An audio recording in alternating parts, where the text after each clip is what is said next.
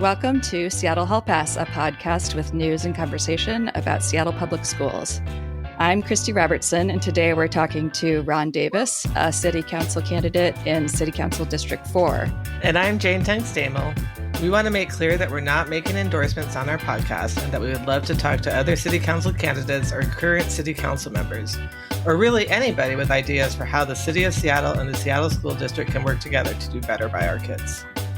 I met Ron Davis on the campaign trail this year, and since he's one of the biggest wonks I know, I invited him to come talk about city-district partnership.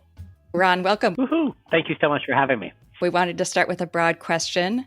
What does a good relationship between the city and the school district look like to you? Yeah, so thank you so much for having me. I appreciate the opportunity to be here.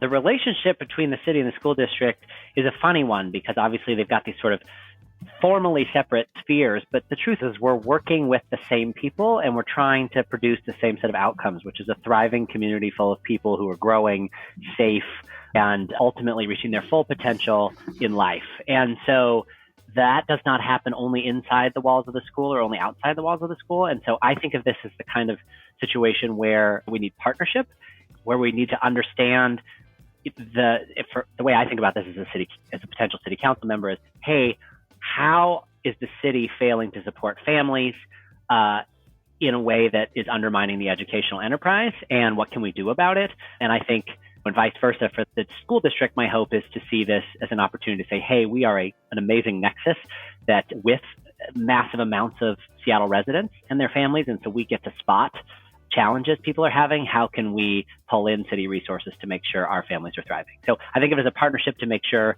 that we achieve the larger goal that we're all trying to do here in public service. Awesome. That brings me to one of my other questions. Our Seattle Student Union has emphasized student mental health as one of their big priorities. What ways would you see that the city could help with that priority? I am endorsed by the Seattle Student Union, actually, and I think the thing that they have said is the most helpful to them, and I think is probably right, is real on-site behavioral health support that at a ratio where the access is good, and direct funding for it, right? Direct funding from the city for it, because right now, if we were to get that out of the district, we'd be taking it away from instruction, and that's not particularly helpful. And the city has more elbow room for new taxation, and so that's the main thing on the mental health front that the Seattle Student Union has shared with me. I think adjacent to that, we should be providing access to families who are, say, less likely to be served by that, and actually less likely to be served by many of our services. So the way I'm thinking about this is like families with children with disabilities or who are speaking different languages. I really think the city should have a one-stop shop that any teacher or administrator can call, where translation services can be offered, and whether it's mental health services, whether it's access to food services, whatever it is, kind of a 311 or something equivalent for the schools, because there's a way in which getting that ratio right will help us, but it's not necessarily going to reach the students who are the hardest to reach, who have the most barriers. We also have to do some barrier removal, and all of that I think needs to come from the city side, not from the district side.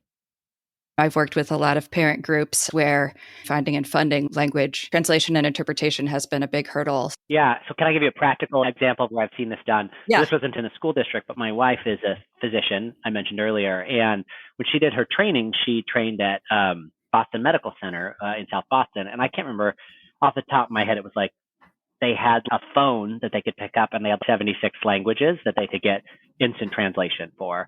And so whatever need needed to be met, and it could be difficult, complex medical needs, it could be social needs, there was instant access for translation so that they could pair the expertise of whatever needed to be delivered, the language, and the people who needed the services. And that's the kind of thing that a district is not going to be able to do, right, but the city or the city in partnership with the county could and should be doing. Right, and it works so much better at scale than trying to individually pull together interpreters. Awesome. Yeah, that would be so helpful. Practically speaking, and this goes to a lot of the subjects, but what kind of relationships between the city and school district, like how do you picture that practically happening? Who talks to who? Yeah, that's a great question. I'm already talking to a bunch of members of the school board, and in fact, I'm endorsed by Brandon Hersey, Lisa Rivera-Smith, Chandra Hampson, and Vivian Song Merritt. And I have engaged with some folks in and around the union space, some teachers, some families. I don't have a really strong sense of exactly where the administrative linkages need to be. I think it probably depends on the issue. So I do think there should be council to school board and mayor's office to school board relationships, as well as council and mayor's office to union relationships, so that we're getting both sides of that story, and at the top of the administration. And then I think it, depending on what services we're actually building, that's going to be specific to a city department and whatever sort of departmental mirror needs to exist inside the city. So that's probably something that gets decided at a policy level by the first set of groups. But yeah. I get the impression that right now a lot of stuff goes through FEP, the Families Education Preschool and Promise Levy group, because that's where I think that's the main vehicle where the city transfers actual funds to the district. Yes. So tell me about funding in terms of access to revenue. Are you talking about that levy, or are you thinking of other possible revenue streams for the district? Both. So I do think, yeah, for instance, that levy, the renewal, I think it should be substantially larger so that we have a stable source of revenue to make sure that we're meeting, say, a core set of needs that we identify, say, translation services, expanded FEP, aid for families, and the mental health services on site. But one of the things that challenges us as a city and challenges the district is that our funding for these levies is pretty much exclusively property tax based, which lands heaviest. It's either passed down to renters, lands hard on sort of young families, and then for seniors on fixed incomes that in houses that have happened to have become expensive, but often their taxes now are higher than their mortgage was 30 years ago when they were paying it. I also would like to see direct funding out of the general fund, which has the opportunity of accessing tax money in a more progressive way through programs like Jumpstart, which I think should be expanded, through a local top-up of the new state capital gains tax on extreme capital gains of $250,000 or over. I've articulated a few other ways we could raise progressive revenue without harming the business community. I think we could. So I would like to see us both expand the scale of support, but also source that money in ways that are more responsible, if that makes sense. Yeah. But yeah, so I think FEP is probably like the standard levy, and then it would be an allocations from the general fund. Yeah. I'm from the Midwest, and it was a surprise to me coming out here to see the disjoint between the city and the school district, because I feel like they're more integrated in some way. In other parts of the country here, it's almost like they're just two entirely separate. If you look at the City of Seattle website, there's no link to Seattle schools, even though that's like the city's kids that are being educated. It's strange. It's almost because we've set them apart as arms of government, like we pretend that the other one doesn't exist, with the exception of this FEP linkage that you've mentioned. And that's silly. Like, I totally understand why. Yep, different board. It's fine. I'm running for city council. I don't want to have yet another thing that everybody's angry about at me. but I, at the same time, as you just said, we are serving the exact same people, and their needs do not, like that. The human that walks in and out of the door of that school does not experience a shift in jurisdiction that is meaningful in their life. And so from a sort of, I guess the tech guy in me wants to say, from a user experience design standpoint, this is just my local government, and are they doing a good job taking care of our needs, or are they failing us? And so I think for the consumers in the district, the separation should not be evident in any way. And Ron, you mentioned the state legislature, because I'm just wondering how you might see yourself working to help convince the state legislators from our local Seattle delegation that we need better funding for Seattle public schools. Yeah, so I already have built a relationship with pretty much everyone in the delegation that overlaps with District 4, as well as a significant number of legislators around the city. Some of this is about relationships and trust building and persuasion. Some of this is about hopefully helping them see the political value in doing so. I mean, as far as I understand it, I think there's some energy there and some recognition of a failure to deliver on this. Obviously, one of the challenges is beyond our delegation. We have a complex, diverse state. So there's parts of this that are out of our control. I mean, showing up, testifying, coming from local districts and local cities to say, hey, like, we need the state to step in. We as a city, look at this amazing extra stuff we're doing, which we're not doing enough, but let's say we go and do that. I think that having mayors and city councilors showing up saying, hey, look, we're actually making real allocations out of our general fund to try to save our schools, we need the state to step up. Like we're in an emergency. I think it's powerful.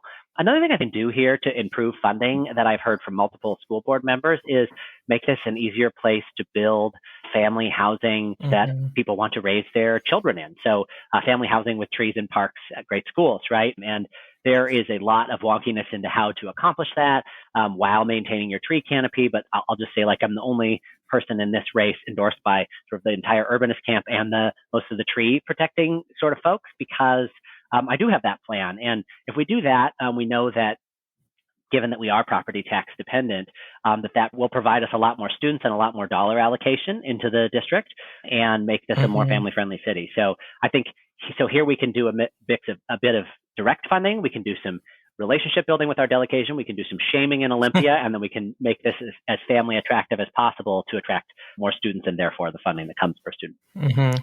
In terms of city planning level work, like where housing is going and where transportation lines are running, do you know how closely the city and the district work on those kinds of plans?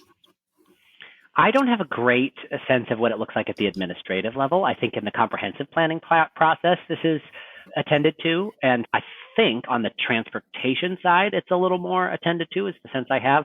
And particularly in the safe route school space, where people are working on things like curb cuts and traffic calming near schools. But as a general rule, what I suspect the linkages beyond that are a little bit weaker, because typically where we see, say, housing being cited is really a reflection of political power that sort of mirrors decades of what was formerly redlining. And so that doesn't look a whole lot like planning around schools. So even if those relationships exist, they are being overrun by other political forces. And so that's clearly an area we could improve. Do you get the impression that folks on the council know about the closures and consolidations and boundary redrawing that is coming up in the district? I do. I don't hear a lot of them talking about it because of this kind of firewall that it tends to go up, because wading into the politics of schools has political costs, and when they feel like they can't do much about it. But, I think we can do some things about it, and I've just articulated what some of those are. It's true that we don't get to make the decisions about closures, and it is really depressing to see the trend, really, really disheartening as a parent, as a citizen, as somebody who knows that generally closing schools does not work very well. But how much is it at the forefront? I'm not hearing it come up in a lot of council conversations. I saw, Ron, you mentioned sidewalks, because since I live in District 5, we don't have sidewalks up here. No, we don't. There's no sidewalks, and even crossing Lake City Way, even Lake City Way doesn't have sidewalks in some places. No, it's terrifying. And there's no bus. There's no direct metro bus that goes that way. So it would, what kind of solutions after the closures happen in the boundary redrawing? Because less kids will be walking to school because they'll have to travel farther.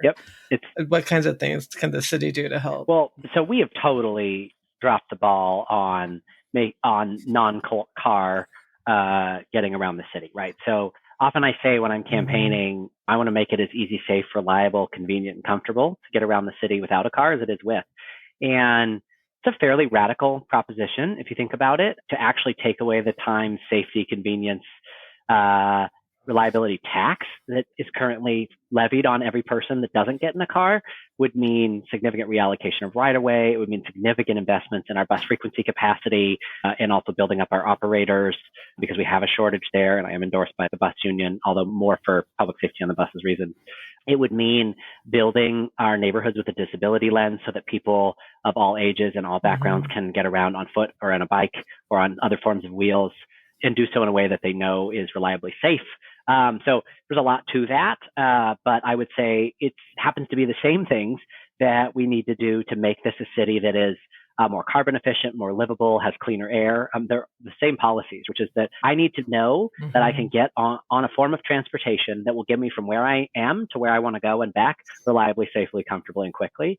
And the way we do that is by building a comprehensive, gridded, essentially, public transportation, biking, and system, and then also allowing our neighborhoods to mature and infill enough to support local schools, to support local businesses, so that also people can meet most of their needs in their neighborhoods. Obviously, that's going to take a minute. We can't save a bunch of school closures by suddenly saying we're going to build, but that does set us up much better for the next time we run into this problem. this is part of why my comprehensive plan perspective is that every neighborhood should be growing along with the city. No neighborhood should be shutting it out. Every neighborhood should legalize what I would call completion. So the ability to have little local stores that meet most people's needs. Every neighborhood should have Vision Zero friendly, disability accessible walking and biking facilities. And then we need strong, frequent transit routes with protected transit lanes between these places, right? And otherwise, we don't ever shift out of our cars. Our air continues to be a problem. We'll never come anywhere close to our climate goals. We are way behind on our climate goals. Just the climate goals to meet the 2050 net neutrality, not like some really ambitious, we're Seattle Greens, like just our regular, just showing up, getting a C climate goals we are blowing right now. And so if we don't do these things, we have a serious problem. It's so awesome that the transportation was made free for youth. Yes. My kiddo takes the bus and it comes every 5 minutes. It takes 5 minutes to get there. Same thing home. So when that works out well, it works really well. It's just a great option and building lifelong transit riders, right? Yes. It's wonderful. He thinks of it as an easy, safe option. Yes. My son does ride Metro home as well. But he rides on a bus that comes once an hour. It just happened, probably because of planning with Metro, to come about 10 minutes after he gets out of school. So it's easy for him to make it. And he has one other alternate, but it involves quite a bit of walking and maybe not making it. And so that happens to be well keyed to the Bell schedule. But our needs don't always come at exactly the same time every day. And that's why frequency is important so that people can reliably use this at any time of their day, right? So I'm so glad that your son is doing that.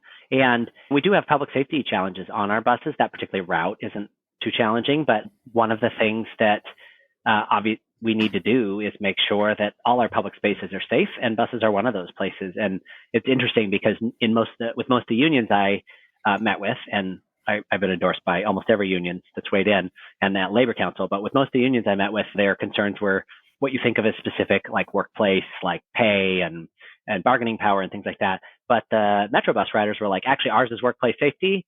Metro bus operators, which also included actually their maintenance staff as well. But they basically said, we just want to talk about safety on the buses because, there's such an issue. And once I went through the sort of details of my plan and how we pay for it, they were like, great, this is an easy fit for us. So I think that is, for those of us who love transit and love to talk about progressive things, we don't love to stoke people's fear. And I think that's great. We shouldn't stoke people's fear. Using fear as a political football is not right. But I think we do need to acknowledge we do have a public safety problem, and it shows up on our buses. And that does keep a lot of people off our buses. So we do need to get that right.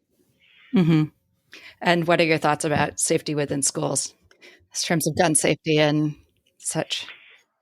Well, I think, yeah. So, the student union has been pretty clear that they don't want armed officers on site, and that they don't like it when people use violent incidents to try to force that on them.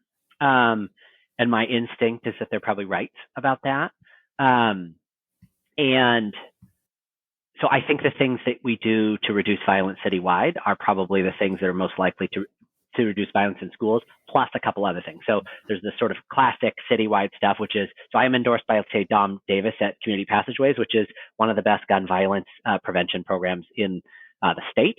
And they are here in the city. They work more in the South End, and it's specifically focused a lot on youth and diversion and interrupting cycles of violence, which sometimes erupt in schools. It's a lot related to mentorship, relationship building, de-escalation, and then opportunity provision. Also have awards for Moms Demand Action, the Alliance for Gun Responsibility. So if you take the public health approach to gun violence, you're addressing root causes. You also have a response department, which for us is going to mean a mix of staffing up, but being realistic about how many police officers are available, because hundreds of thousands left the profession in the last few years. So SPD says we can grow by 15 to 30 officers in the next year. And then sort of offloading some of their portfolio because they are so overwhelmed to things like behavioral health or camera enforcement for roads. You can actually start to have things like fast police response times, ensuring accountability through independent oversight.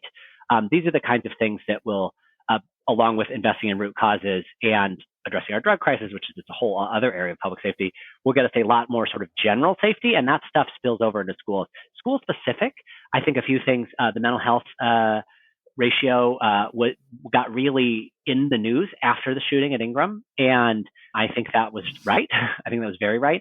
I also think some of the things I mentioned earlier, so that families are getting better access to services is important. And actually, there's just another piece of this, which is, so you often hear this term, our schools are failing our kids. And that's only true if only the school is responsible for raising our children. But the truth is our communities are failing our kids, and children that are in school that are in duress because of extreme poverty or other forms of trauma or whatever else is going on are not going to learn. The science is very clear on that. And it's our job as a city to be actually addressing those issues. And I think we are really failing a substantial part of our population in SPS. We have a large number of homeless students or students living that are classified as homeless, living in cars, et cetera.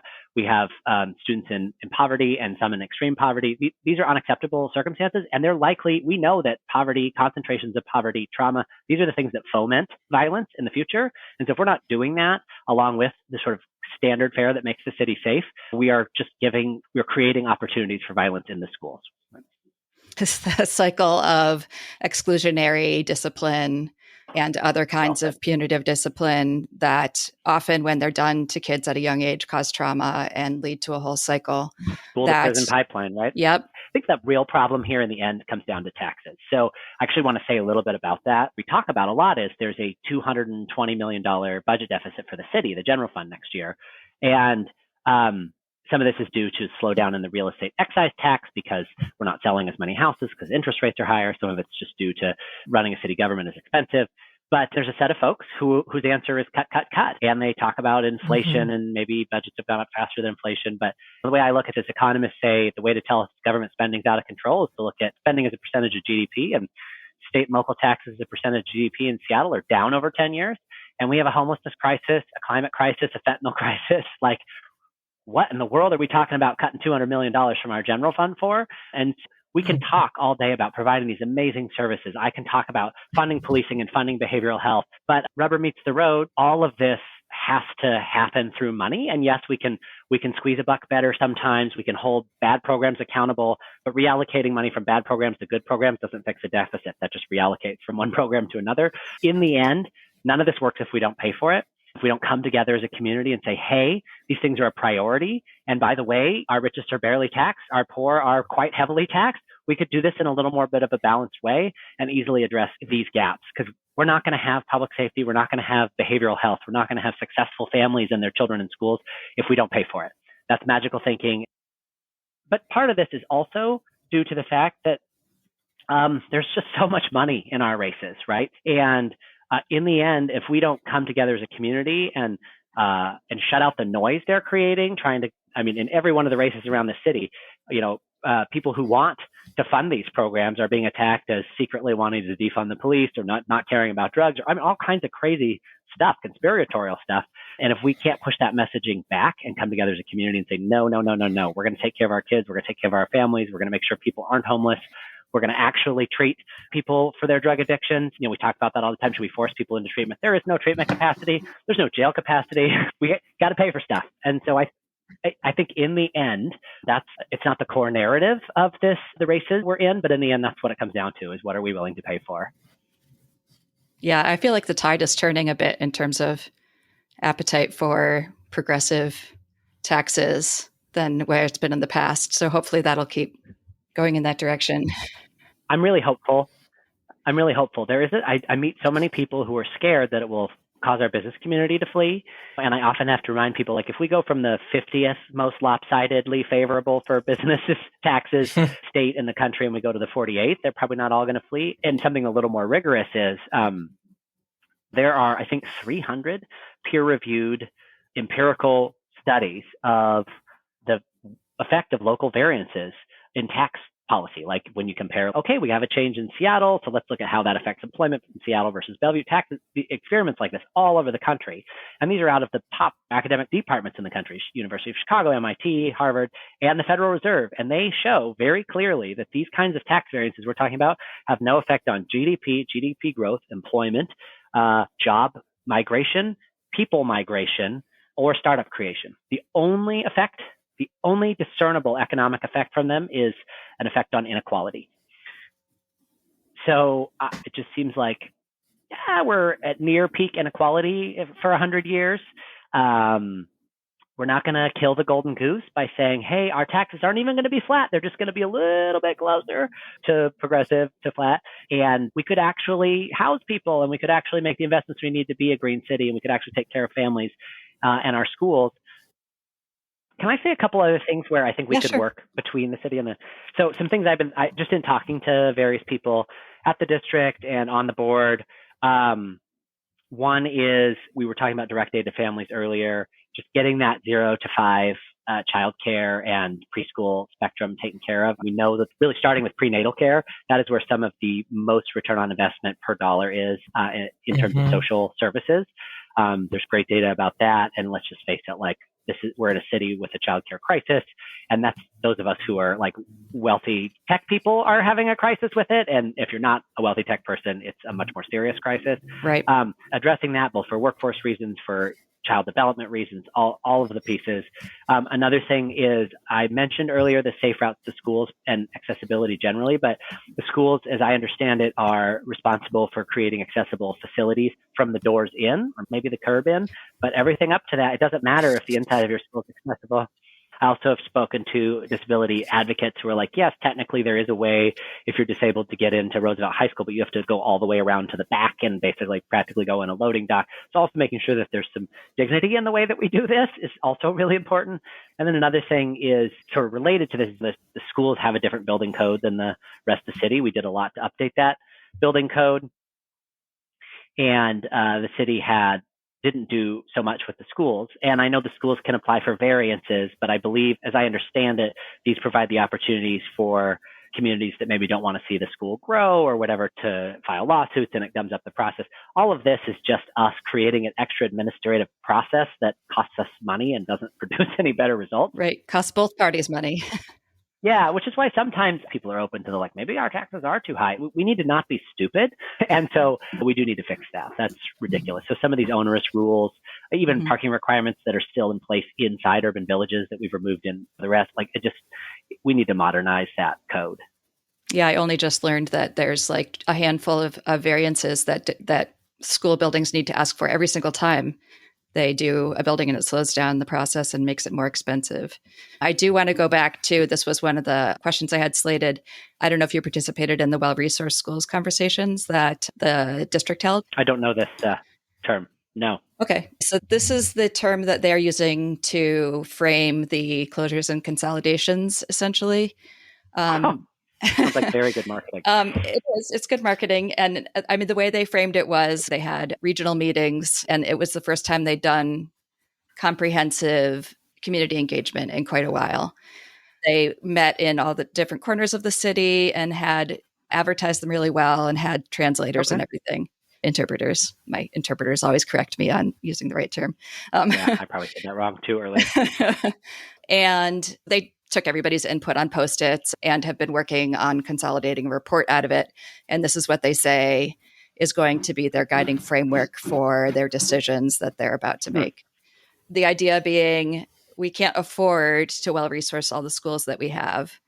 But if we consolidate, this is at least the implied promise, is that we would be able to resource our schools more. As a matter of fact, they're obviously just they have major budget difficulties. But one really interesting thing that came out of the conversation, I think, was, what are the community's priorities for schools? Just knowing that, what communities consider to be critical aspects to a school they would consider to be well-resourced. And top of the priorities for them was childcare and preschool. So basically letting parents work. Actually, egregiously absent. Yep. And before and after school care, there's many school sites that don't have any before or after school care. Or if they do, it's booked. And so there's no other options. And that is something the city, I think, could help with. Absolutely. Yes, this is something I know personally from, whether it's from when my oldest son went into kindergarten and we were in a lottery to get in the after school program and didn't make it, and discovered that the Y had an after school program. And I've actually been on the board of the Y later, and discovered how wonderful that was. And they bused from a number of schools, but not all of them. And the wraparound care through the Y is something we've done a lot to support as a family and we love. But we also know that has been a core part of our ability to function as a family, and that a lot of people don't have access. And even though programs like the Y have scholarship access, there's just limited number of spots, teachers, all that. There's tons of constraints. As I've talked to some folks that were out of city offices that have done some interesting work on this, did some work on this during the pandemic, we know there's a few things we can do to expand childcare capacity. Some of them involve like small grants for in-home care that allow for small capital upgrades like a bathroom on a first floor and these things like double capacity. So there's some small things we can do that provide some expansion. But in the end, the larger problem here is it always comes back to funding, doesn't it? We have to to either decide that we're going to continue to just have this be market driven and people are just out of luck if they don't have $2,500 a month to pay, or we have to decide there's a certain percentage of people's income that's the cap of what we're going to charge them. And for low income folks, make sure that it's affordable. And to deliver that at the scale that's needed also means we're going to have to pay people a living wage or something closer to it. So right now we generally pay pretty close to a poverty wage, especially for a newer teacher. So that between facilities and the constraint on the number of teachers creates a huge capacity issue. And then of course, on the demand side, there's just how to pay, right? And a lot of families just can't pay. A lot of times the cost of childcare exceeds the take-home pay of one of the earners. So a lot of those families end up with one of the earners staying home, but not wanting to. And what that also ends up doing is reducing lifetime earnings later by a large amount. And so that's not always able to be accounted for because people don't just have cash to borrow. Again, this is where like every dollar of investment goes so much farther than so many of the other things we spend on. And somehow it's like the last thing we're getting to. And it's just makes me crazy. To me, the before and after care on site at schools, getting child care at least down to the preschool level on the school site, maybe down to the baby level. I don't know if that's the right site for it, if a different kind of building is. Working with close to the schools, but this is one of the things I'm talking to folks on downtown revitalization about. It's like, look, if you can get childcare downtown, I know a bunch of people who saw their left arm off to get childcare slots. If you're worried about getting people downtown when you want to attract them, I can tell you what you can repurpose some of your space for. And so this is things that I just think people care about so much in this city and people don't know what to do. And part of what's challenging about it is the scale of funding that we would need to do this well is the kind of thing you would normally depend on a federal government for, or maybe a really, really active state government. I think that they do this pretty well in like Massachusetts. I generally have this feeling of, they're not coming for us. So they don't appear on the horizon. We've had an increasingly better state government, but still, we can't just let these problems fester. And so I think the courts have opened up some avenues for us to do the taxing and spending to do it. Obviously, there's some upper limit to that, both legally and economically, but I don't think we're at that now. And so I think direct funding to make sure, I think it's 7% of your income.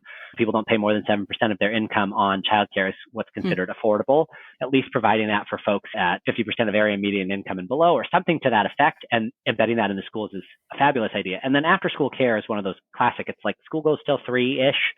Jobs don't end at 3. At least not jobs that pay enough usually to afford to live in an expensive city like this. I have a whole affordability agenda too, which plays into this in a different way. But yeah, this is a big, big deal. And something I will say, someone I want to compliment is Teresa Mosqueda. Her Jumpstart tax, one of our only progressive taxes, certainly the only one of really significant scale, was designed for basically affordable housing, small businesses, and childcare, right? And Green New Deal primarily. Genius, right? And the same set of people that are trying to keep me from getting in office opposed it. And every year they managed to advocate allocating a bunch of that Jumpstart back over to the general fund to fill in holes, right? Drawn away from some of those core purposes. And I get it, we've had some emergencies. I'm not saying that's crazy to fill in some of those holes, but I think that's a greater magnitude of funding for this kind of stuff. All right, well, I'm going to let you go. Thank you. I know I'm very talkative. So yes, thank you. It's fascinating stuff, and I'll be wishing you well on your campaign. Thanks. I appreciate it so much. Thank you. If people want to get in touch with you and learn more about your thoughts about education, how can they do that? Yes. So my campaign email is ron@seattle4, as in the number 4, ron.com, Seattle, the number 4, ron.com. My website, Seattle4Ron, similarly.com, has a place to donate and find out more about my policies. Because I'm a Seattle City Council member, I don't say a ton about educational policy there. You probably got a lot more out of this podcast than you would get, but you could certainly write to me. I will be a little unreliable between now and November 7th because 13 days from now is our election, but I'll do my best to get back to you. And yeah, thanks for having me. Yeah, thank you so much for taking the time. It's great to talk to you. And that concludes this episode. Our website is seattlehallpass.org, where you can also subscribe or donate to help cover our costs. Email us at hello@seattlehallpass.org. We'd love to interview you if you have ideas for how the city in Seattle and Seattle Public Schools can work together to do better by our kids. I'm Jane Tung-Stamel. And I'm Christie Robertson. Join us next time on Seattle Hall Pass.